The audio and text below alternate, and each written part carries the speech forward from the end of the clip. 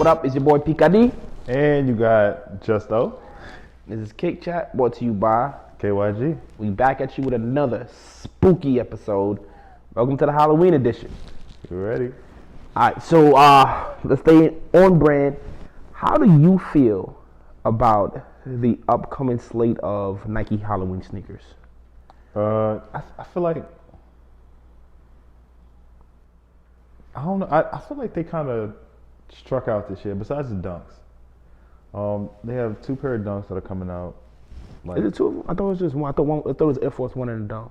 it's the mummy one, and then it's the one that looks like the Air Force One. I think it's like slated to have like the eyes or whatever in the front and glow in the dark, and it's like an orange check, and then. Okay, I thought I may have been mistaken. I thought that was the Air Force One, but I continue. I know they have the Prestos and what's the other design? Like loaded up right now, they have the Prestos and the Air Force Ones. Yeah, But there's also like there's another dunk. There's another two pair. yeah, I dunks. think Okay, got it. two pairs of dunks that are supposed to be slated to come out. But I feel like they failed so bad with those Prestos and the Air Force Ones. Maybe it balances out because the mummy dunks are fire. You know. No, in all honesty, I am not a fan of themed sneakers, like holiday themed sneakers, because, and a lot of times to take that essence to the sneaker, they go too far. You feel me? Like none of those, especially Halloween, we're never wearing those again. You feel me? They also need to start dropping them earlier in Halloween so whoever buys them can have them for Halloween. Yeah. But we're never gonna wear those again. I don't even like the mummy dunks. It's creative, I get it, but dog, I'm not wearing those in August. Like to me, they fit into that same box of October, early November. People like those are creative like Halloween type sneakers. But to me, nah. It's a great idea. I wish Blue the Great would have done something like that with his Jordan 1s because like the mummy theme is kind of his thing. Mm-hmm. But even with that, I think the idea on the dunk was better than the execution. You don't think they look fire? No, I think we appreciate what they did so much that, and because the dunks are a hype sneaker right now, mm-hmm. It's getting more love than it really should be. I don't think they're that good. No, I feel like they're fire though. Very creative, and we have a ton of sneakers that we don't wear. So what's one more? Yeah, wearing one sneaker on Halloween or in the month of October, and then putting it away for the rest of the year, it wouldn't make a difference. I feel you. So let's move into this might be more your brand, Charmander. Let's move into, is Nike playing with fire? And if you get to get what I'm saying, Nike is planning to release a pair of Air Force Ones with a light blue paisley design on it. And I'm just gonna frame this question, let you answer, and then I'll double back. Okay. But I don't think Nike should be making Gangware. How do you feel? I just don't. For me, Nike's bottom line is their bottom dollar, right? Mm-hmm. So how many units can we get to sell? Will it sell? And I feel like those things, and here's where I feel like Nike went wrong. I feel like with those things, they're not going to sell. So, like you mentioned, inner city kids, inner city like youth, ho-heads, any city people of all ages, right, can relate this to like gang violence and what mm-hmm. it has done to many of the inner cities. So, for something that's not going to sell, I feel like Nike shouldn't have even done this. And I've been seeing like there are multiple colors dropping. So not only are you serious? Like, yeah, I saw more. Like I seen the green one the other day. So for me, if it's about the bottom dollar, that's not gonna sell, and you're wasting your time promoting that, putting that out into the world But because of what it symbolizes. I'm gonna even have to push back on that. Companies have a grander responsibility to the people they serve than just the bottom dollar. Now, here's my issue with that. That's not someone taking a Nike and getting it customized for that. You feel me? Because if that's what you're doing, then you have to you're taking ownership of, yo, I made this choice. Yeah. The company can't release dog. Those are gonna likely end up in a Foot Locker somewhere. You feel me? And they did it with the Travis Scott dunk, and I said I didn't like it, and people were like, "Oh, but you could scratch it off." I'm like, "Yo, that doesn't make it okay." I don't like the fact that this is the covering, because growing up where we grew up, we know what that leads to. Yeah. And my thing is, Nike is the top sneaker brand in North America. Gang violence is a tremendous detriment to the inner cities of North America. You are making apparel. You're making gang apparel. Basically, you're making gang apparel. And what's sad is they're waiting for some kid to just be like, oh, these look nice, buy it, get his head blown off, because he's going to go somewhere and not understand that that's not a fashion statement to certain people. Like, you go in the wrong neighborhood, you're disrespecting that neighborhood by having that on. You feel me? It's like, I'm looking at Nike like, yo, even if they sell out, even if they go crazy, is it worth it? Like, the Travis Scott sold out. They're reselling, but is putting someone's life in, potentially putting someone's life in danger? That's not worth it, bro. Like, I don't care what the like, that's nasty work, bro. And like, come on. There was so many other things y'all could have just changed. You could have made blue checks, red checks, green checks.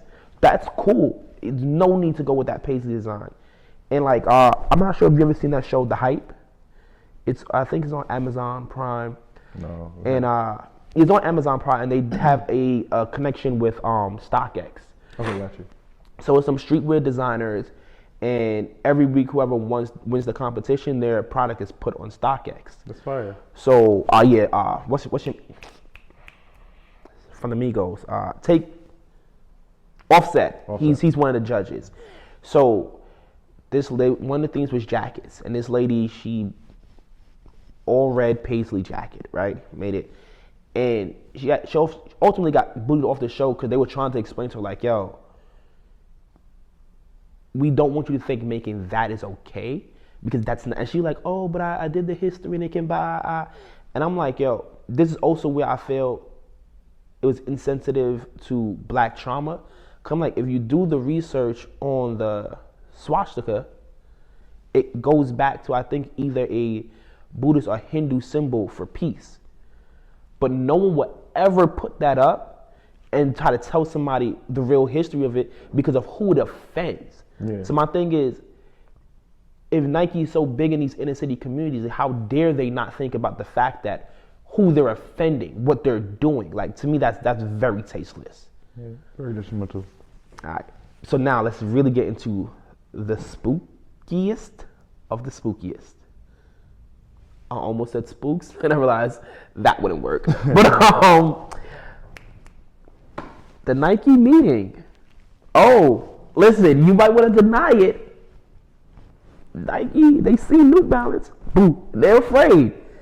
How do you feel about that news coming out when they're talking about their Nike's worried that they're going to lose a faction of their loyal customer base because the success rate on the sneakers app is so low, and they're afraid that their fan base or their consumer base is going to start moving to more homegrown brands like New Balance. How do you feel, They waited too long to even have a meeting like that, right? You can only be the giant for so long, right? Before people at the bottom start to move to other places. Especially in a time like now, right? Where no longer are anybody the little mans, or gonna let you run over them. So, in my opinion, Nike waited too long. With that being said, right, Nike's, like I said early in the beginning of the show, like Nike's bottom line is the dollar, right? So if you feel like you are losing, or you're starting to lose, you're looking at trends, you're projecting out, and you see that there's potential for you to really start to lose some of your. Of course you're gonna like have this meeting and make sure that things like that get leaked or stated out in the public, so that people now can be like, oh, Nike's trying to change something. They want to make it more fair. I still haven't hit on the thing since that statement came out. Okay. So I'm like, word. They said that and then watched everybody lose the next day. Nike's some sickos, bro. So, yeah. I'm glad that they're having those meetings. I'm glad that something's being like put out there. They want to make it more fair. Maybe it gets more fair in the upcoming weeks, or you start to see like not so many bots or winning, because they had the technology to stop that to begin with. And the top dude at Nike right now, he comes from the tech world, so he can figure this out. Also, 7%. No shots at Melo. 7. That's a nasty number, bro. 7%, dog. And here's my thing. When I read that statement, I said, is the fact that their consumer base unhappy is what Nike, or is it the fact that they really see like, yo, hold on, people starting to gravitate to something else? You know what that something else is, right? Smaller companies. Hey, hold on. Just remember, season 1, when New Balance wasn't Devin Booker, they wasn't Zion Williamson. All of a sudden, they're the scariest thing in Nike meeting. But anyway, back to the point. So I'm like, Nike doesn't care that people are unhappy. They don't, because bottom line, what they're worrying about now is like, yo, hold on. These people aren't coming back every week to continue to be unhappy. They're moving over to something else. I'm seeing like that shift. And bro, this is what we needed. This is what, because with Nike, if you want to say it's about the bottom dollar, we have to acknowledge like, yo, it's one of two things. Either it's about the hype or the dollar. I'm not gonna go into Nike conspiracy, StockX, theories. Thank you. I'm not gonna go there, but what I'm gonna do is, if it's about the bottom dollar, they're not doing a good job. Because in all honesty, they made 50,000 Travis Scott fragment highs. Mm-hmm. You feel me? When they easily know, yo, dog, they could have got 250,000 off easy. So it can't be about the bottom dollar.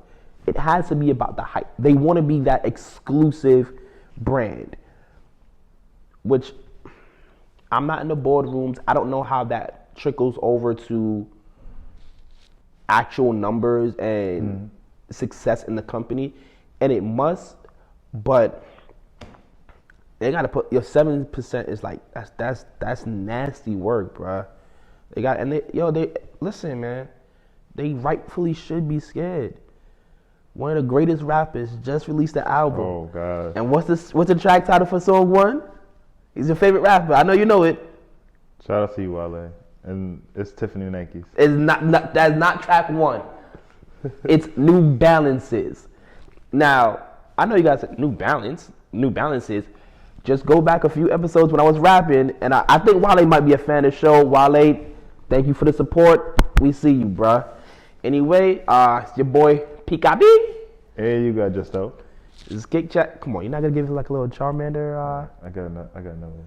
Got it. Catch you guys next week. Peace, y'all.